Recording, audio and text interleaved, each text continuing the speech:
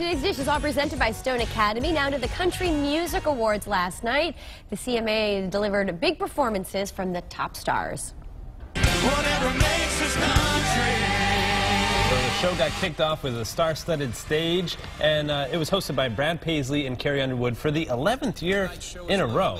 And she actually revealed on stage that she's having a baby boy. So congrats to her. Exciting. Garth Brooks performed a very touching tribute to his wife, and Keith Urban took home Entertainer of the Year. You just saw him win right there. He hadn't won that award in 13 years. Oh, he won it previously, though. Yeah, but he was like totally shocked. He didn't think that he was actually going to be in the running, so his wife, Nicole Kidman, was a bit emotional after the show. So a big night last night right here on ABC. There you go. Also last night on Jimmy Kimmel on ABC, a Connecticut couple stole the show.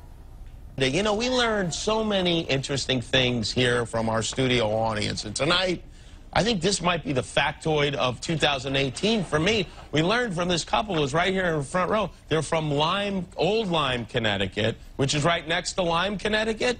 Most famous for being the home of Lyme disease. So we figured that we would share some other redeeming qualities about the town of Old Lyme, right? To give it a better rap. It's not just Lyme disease, right? Yeah. The Florence Griswold house in Old Lyme was used as an art colony for many years in the early 20th century, and now is the home to Ryan's favorite fairy village. The Wee Fairy Village. You've been there several times. And dressed the part. Not for work, work. if I recall. Just in my free time, just for fun of it, I guess. Also, Jim Calhoun, former head coach of the UConn men's basketball team and now current head coach of the University of St. Joseph's men's basketball team. He started his career as the coach of Old Lyme High School. Wow. Who knew that? That was cool. That's some good trivia. And lastly, the Pavilion. Who doesn't know the Pavilion in Old Lyme? Classic, yep. I went there a few years ago, and if you want to realize that you're getting old in life, go to the Pavilion. You'll just stop going once you hit 24.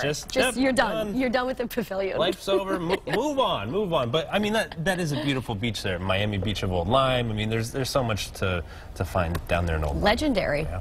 All right. So, what one word sums up 2018?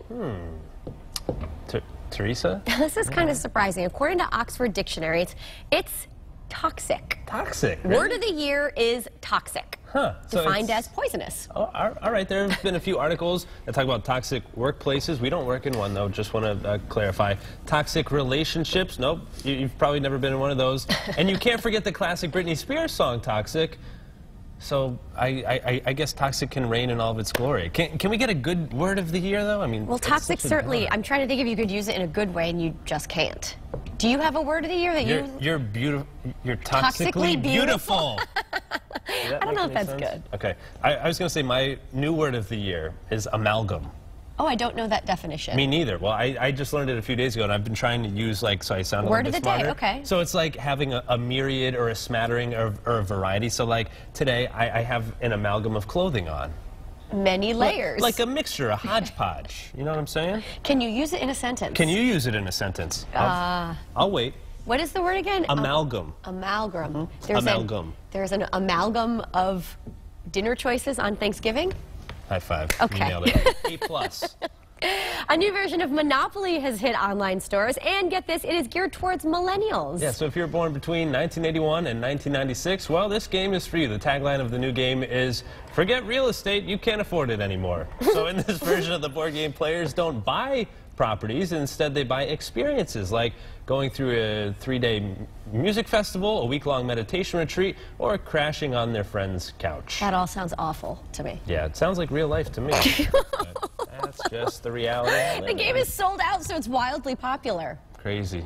I'll stick to the original, right, which takes 10 hours to play, I know. mind you. I remember I used to play it on New Year's Eve, and it's a nice tradition. It gets It'll old get you after to a while. midnight. Right, no, I know. Yeah, till like 5 in the morning on that one. All right, we have two